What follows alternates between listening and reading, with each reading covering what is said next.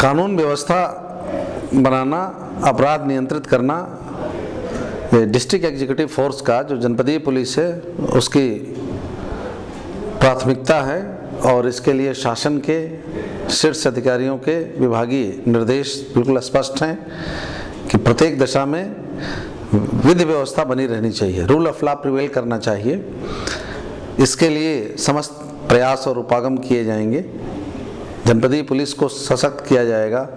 उनमें अनुशासन, कर्तव्य परायणता, ईमानदारी और एक संवेदनशील प्रशासन दिए जाने के लिए उन्हें तैयार किया जाएगा। उनमें कहीं कोई किसी तरह की जानबूझ के उपेक्षा भाव है, जन समस्याओं के प्रति, रिड्रेसल ऑफ पब्लिक ग्रीवेंसेस के प्रति वो बहुत उन्मुख नहीं है, तो उनका कवच कसा जाएगा और जो इनकरेजिबल हैं उनके विरुद्ध विभागीय कार्रवाई भी की जाएगी। और कुल मिलाकर यह प्रयास किया जाएगा, एक पॉजिटिव अप्रोच ये रखा जाएगा कि जो भी पीड़ित व्यक्ति हैं वो पुलिस थाना, चौकी, circle office, additional SP office या मेरे ऑफिस तक आए तो उसका समाधान अवश्य किया जाए। एक्सेसिबिलिटी पब्लिक की अपने ग्रीवेंसेस के लिए वो मिलना चाहें कभी भी उपलब्धता सुनिश्चित कराई जाएगी। ये सारी व्यवस्थाओं को अमली जामा पहनाने के बाद मैं समझता हूँ कि जनपद पुलिस जनहित में कार्य करने में, अपराध नियंत्रित करने में, अपराधियों, माफियाओं को चिन्हित करने में, यदि कहीं कोई आपराधिक कृत्य कोई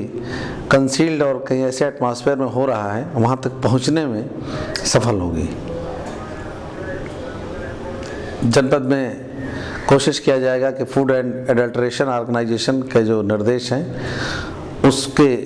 तहत जो कार्रवाई और अभियान है वो मुख्य चिकित्सा अधिकारी और फूड इंस्पेक्टर उनके साथ साहचर्य बनाकर पुलिस कार्रवाई करे। एक्साइज के मैटर्स में कहीं कोई एडल्टरेटेड शराब से कोई हुज ट्रेजेडी न हो और बाहर की अवैध शराब लाकर उसको एडल्टरेट करके यहाँ न बेचा जाए, इसके लिए एक्साइज डिपार्टमेंट का सहयोग लिया जाएगा और डिपार्टमेंटल कोऑर्डिनेशन करके बहुत प्रभावी ढंग से हम लोग कार्रवाई करेंगे। देखिए,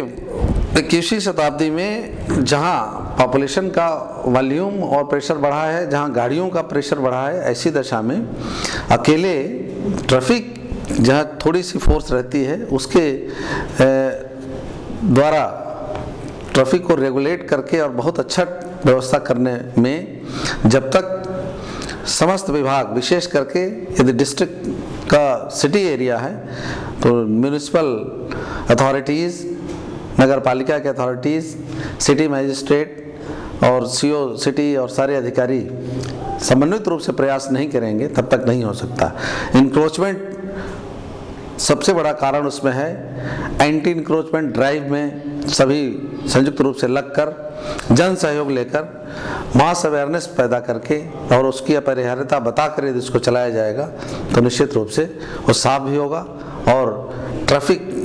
के फ्लो में उससे सुविधा होगी। जो भी हमारे संसाधन हैं,